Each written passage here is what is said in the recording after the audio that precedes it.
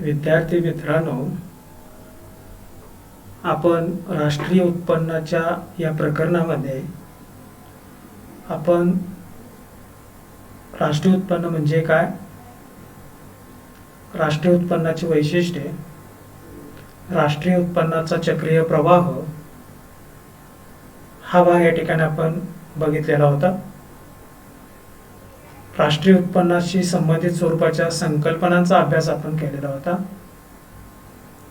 आणि आज आपण राष्ट्रीय उत्पन्न मोजण्याच्या पद्धतींचा विचार करणार आहोत. मी प्राध्यापक शरद शेटे, 12वी अर्थशास्त्र विषयामधील राष्ट्रीय उत्पन्न या प्रकरणातील राष्ट्रीय उत्पन्न मोजण्याच्या पद्धती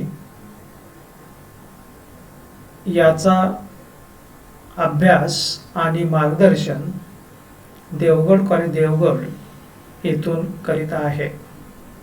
तर राष्ट्रीय उत्पन्न मोजण्याच्या प्रामुख्याने 3 पद्धती आहेत. त्यापैकी एक पद्धत आहे उत्पादन पद्धत, दुसरी पद्धत आहे उत्पन्न पद्धत की ज्याला आपण इन्कम मेथड असे म्हणतो, आणि तिसरी पद्धत आहे खर्च पद्धत की याला आपण एक्सपेंडिचर मेथड असे म्हणतो.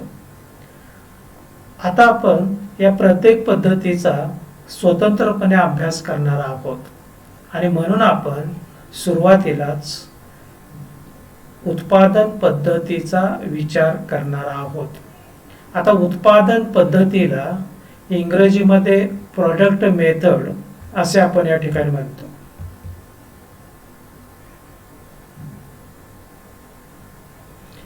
आणि ही जी उत्पादन पद्धती आहे, या उत्पादन पद्धतीचा विचार करत असताना सर्वप्रथम या पद्धतीलाच मालसाठा पद्धती असेही म्हणतात.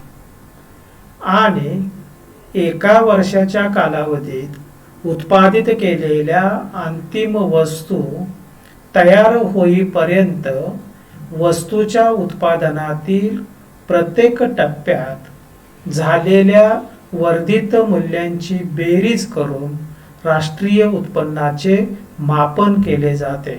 म्हणजे आपल्याला या राष्ट्रीय उत्पन्नाच्या उत्पादन पद्धतीमध्ये एका वर्षाच्या कालावधीमध्ये आपण ज्या ज्या वस्तू आणखी सेवांचं उत्पादन करतोय त्या उत्पादन केलेल्या वस्तूंच्या अंतिम मूल्याचाच विचार या पद्धतीमध्ये केला जात आहे. आणि म्हणून या ठिकाणी दुहेरी मापन टाळण्यासाठी या पद्धतीमध्ये 2 पर्यायी पद्धती सांगितलेल्या आहेत. त्यापैकी पहिली पद्धत आहे अंतिम वस्तूची पद्धत, ज्याला आपण फायनल गुड्स अप्रोच असं म्हणतोय. आणि दुसरी पद्धत आहे मूल्यवर्धित पद्धत की याला आम्ही व्हॅल्यू ॲडेड अप्रोच असे आपण म्हणतोय. आता या प्रत्येक पद्धतीचा आपण सविस्तर विचार करूया. अंतिम वस्तू पद्धतीमध्ये की फायनल गुड्स अप्रोच यामध्ये आपल्या लक्षात आलेलं असेल की या पद्धतीमध्ये केवळ अंतिम वस्तूचाच विचार केला जात असतो. आणि अंतिम वस्तू म्हणजे अशा वस्तू की ज्या उपभोगासाठी वापरल्या जातात. या पद्धतीमध्ये प्राथमिक स्वरूपातील वस्तू, द्वितीय स्वरूपातील वस्तू आणि तृतीय क्षेत्रातील उत्पादित केलेल्या सर्व अंतिम वस्तू व सेवांच्या बाजार मूल्यांची बेरीज केली जाते. आणि त्यामुळे मग आपल्याला असं म्हणता येईल की प्राथमिक क्षेत्रामध्ये असणारं शेती क्षेत्र असेल, द्वितीय क्षेत्रामध्ये असणारं औद्योगिक क्षेत्र असेल आणि तृतीय क्षेत्रामध्ये असणारे सेवा क्षेत्र, या सेवा क्षेत्राचा विचार सुद्धा आपण या पद्धतीमध्ये आपण करत असतो. आणि म्हणून या ठिकाणी उत्पादित स्वरूपाच्या प्रत्येक क्षेत्रातील अंतिम वस्तू व सेवांच्या मूल्यांची बेरीज म्हणजेच उत्पादन पद्धतीनुसार राष्ट्रीय उत्पन्न होय. इथे एक लक्षात तुमच्या आलेलं असेल की मध्यम वस्तू आणि सेवांचे मूल्य विचारात घेतले जात नाही. आता यासाठी एक स्पष्टीकरणासाठी एक उदाहरण आपण घेऊया की ब्रेड तयार केला जात असतो. आता ब्रेड कसा तयार केला जात असतो, तर सर्वप्रथम आपण गव्हापासून तयार केलेले पीठ, गव्हाच्या पिठापासून बेकरने तयार केलेला ब्रेड आणि तो ब्रेड बाजारात येत असतो. म्हणजे या पद्धती आहेत. आणि म्हणून या ठिकाणी ब्रेडची जी किंमत असेल, आज समजा ब्रेडची किंमत 20 रुपये आहे, या 20 रुपयाच्या किमतीमध्ये गव्हाची किंमत आणि गव्हाच्या पिठाची किंमत सुद्धा समाविष्ट असते. त्याची स्वतंत्र किंमत विचारात घेतली जात नाही. आणि म्हणून अंतिम वस्तू पद्धतीमध्ये या ठिकाणी मध्यम वस्तू आणखी सेवांच्या मूल्याचा विचार हा केला जात नाही. याला आपण काय म्हणतोय, राष्ट्रीय उत्पन्न मोजत असताना उत्पादन पद्धतीमधील अंतिम वस्तूचा दृष्टिकोन किंवा फायनल गुड्स अप्रोच आपण त्याला असे म्हणतो. आता दुसरा जो अप्रोच आहे, तो दुसरा अप्रोच म्हणजे काय आहे, तर त्याला आपण काय म्हणतोय, मूल्यवर्धित पद्धती, व्हॅल्यू ऍडेड अप्रोच. मूल्यवर्धित पद्धती म्हणजेच व्हॅल्यू ऍडेड अप्रोच. यामध्ये दुहेरी मोजणी टाळण्यासाठी या पद्धतीचा वापर केला जातो.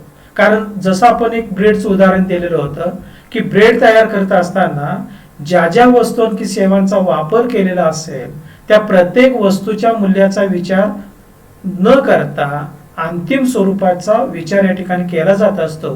आणि म्हणून दुहेरी मोजणी टाळण्यासाठी मूल्यवर्धित पद्धतीचा वापर आपण करतो. आता तो कसा करतो, तर उत्पादनाच्या प्रत्येक टप्प्यावर झालेल्या मूल्यातील वाढ विचारात घेतली जात असते.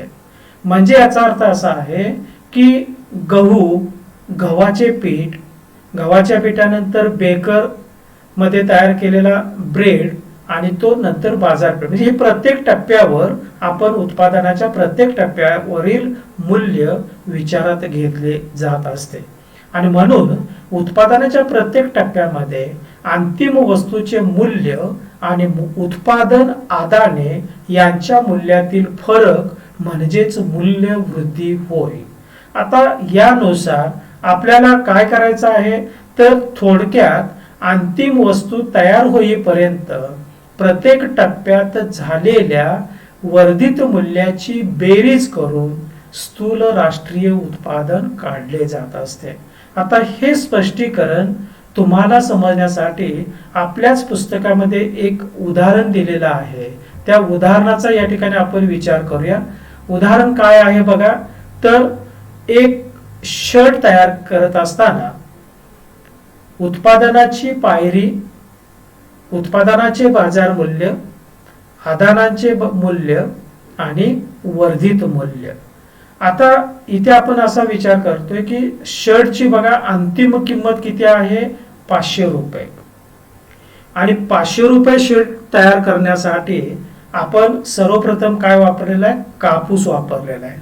कापूस किती उत्पादनाचं बाजार मूल्य आहे, तर 150 रुपये आहे. आदानाचे मूल्य काय आहे, 0 आहे. कारण प्रथम आपण कापूस वापरतोय, त्याच्यानंतर त्याचं जे काही वर्धित मूल्य आहे ते किती रुपये आहे, 150 रुपये. कापसापासून आपण काय तयार केलेलं आहे, सूत तयार केलं. आणि सूताची किंमत आपण किती बाजार मूल्य आहे, 250 रुपये. म्हणजे याचा अर्थ बघा, 250 रुपयामध्ये कापसाचे मूल्य किती आहे, 150 रुपये. म्हणून 250 वजा 150 वर्धित मूल्य किती आहे, 100 रुपये. नंतर सुतापासून काय तयार केलं, आपण कापड तयार केलं. कापडाचे बाजार मूल्य किती आहे, 400 रुपये. आणि या 400 रुपयामधून आपण सुताचे बाजार मूल्य जे 250 रुपये आहे ते 250 रुपये आपण काय करतोय, त्याला आपण आदानाचे मूल्य म्हणतोय. आणि ते 400 रुपये कापडाच्या मूल्यामधून 250 रुपये आदानाचे मूल्य वजा करतोय. आणि वर्धित मूल्य आपल्याला किती मिळते, 150 रुपये. आणखी मग कापूस पासून सूत तयार केले, सुतापासून आपण कापड तयार केले आणि त्या कापडाचा वापर शर्ट तयार करण्यासाठी आपण वापरला आणि तो अंतिम वस्तू म्हणून आपण शर्ट तयार केला. या शर्टची किंमत बाजारामध्ये किती आहे? 500 रुपये. आणि त्याचे आदानाचे मूल्य किती झालेले आहे? 400 रुपये. म्हणजे 500 मधून 400 वजा केले, राहिले किती रुपये आपले? वर्धित मूल्य 100 रुपये. आता बघा, वर्धित मूल्याची बेरीज करायची आणि वर्धित मूल्याची बेरीज किती येते? 500 रुपये येते. आता ते 500 रुपये कसे आले? तर कापसाचे वर्धित मूल्य 150 रुपये म्हणजे अंतिम मूल्य. वर्धित मूल्य म्हणजेच काय? अंतिम मूल्य. कापसाचे अंतिम मूल्य 150 रुपये. दुसऱ्या टप्प्यावर आम्ही सूत तयार केले, सुताचं अंतिम मूल्य किती आहे? 100 रुपये. नंतर आपण कापड तयार केले, कापडाचे अंतिम मूल्य किती आहे? 150 रुपये.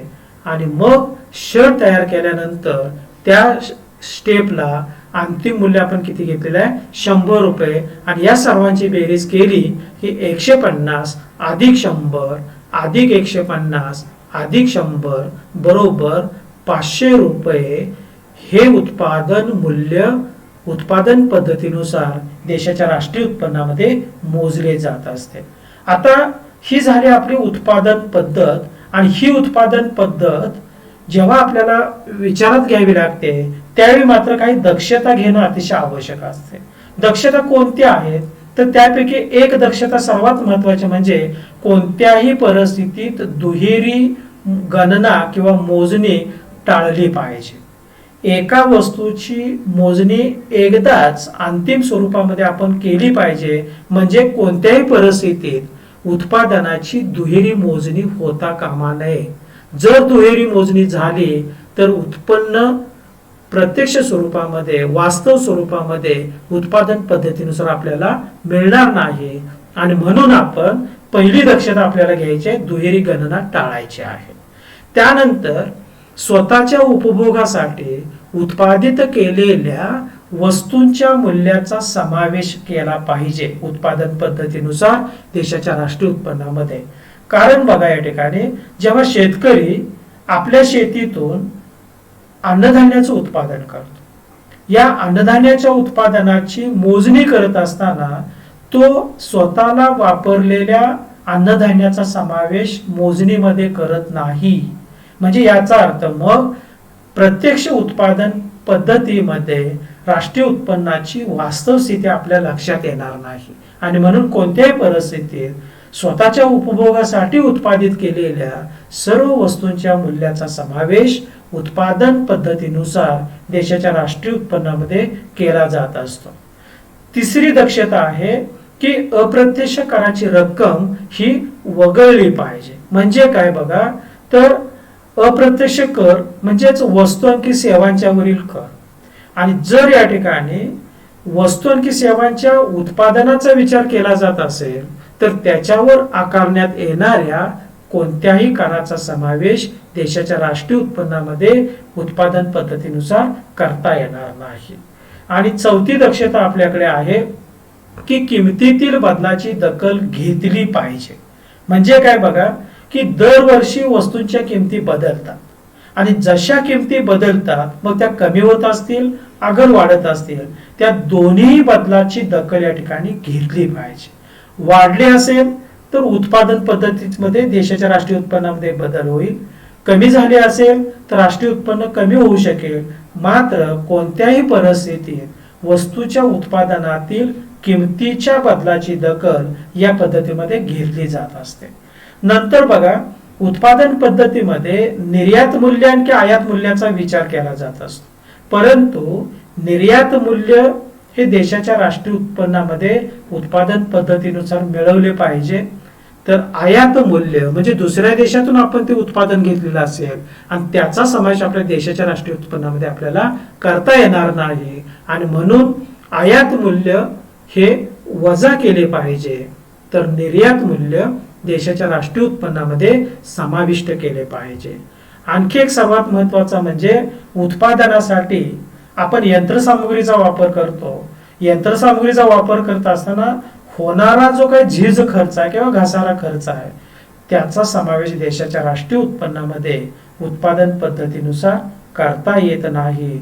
आणखी सर्वात महत्वाची आणखी एक दक्षता या ठिकाणी आपण घेतली पाहिजे की या ठिकाणी आपण नवीन उत्पादनाचा विचार करतो. म्हणजे जे उत्पादन सर्वप्रथम तयार झालेलं आहे त्याचा विचार आपण करतोय. जुन्या वस्तूंच्या खरेदी विक्रीचा व्यवहार किंवा जुन्या वस्तूंच्या उत्पादनाचा विचार या देशाच्या राष्ट्रीय उत्पन्नामध्ये केला जात नाही. म्हणजेच अंतिम उत्पादन आणि प्रथम उत्पादन या मूल्याचा समावेश उत्पादन पद्धतीनुसार देशाच्या राष्ट्रीय उत्पन्नामध्ये केला जात असतो. तर अशा पद्धतीने आपण आज राष्ट्रीय उत्पन्न मोजण्याच्या उत्पादन पद्धतीचाच विचार केलेला आहे. उत्पन्न पद्धतीचा विचार आपण उद्याच्या तासाला करणार आहोत.